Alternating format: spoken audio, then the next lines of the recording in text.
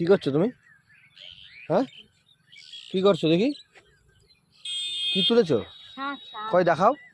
এই বাহ,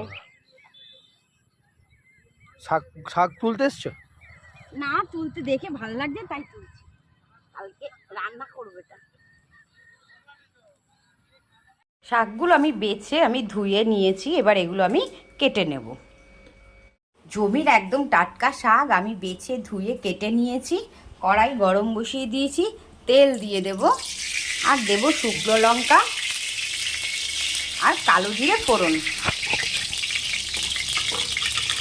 দেখো, কালো জিরে দিয়ে দিলাম, ফোড়ন।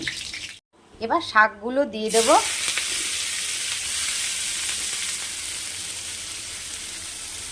কাঁচা লঙ্কা কেটে রেখেছিলাম দিয়ে দিলাম, নুন দিয়ে দিলাম, সামান্য হলুদ দিয়ে দেবো।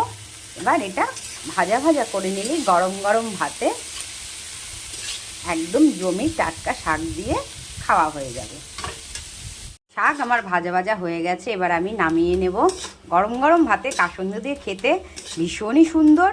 তোমরা অবশ্যই ট্রাই করে কমেন্ট বক্সে জানিও। রেসিপিটা আমি নামিয়ে নিয়েছি।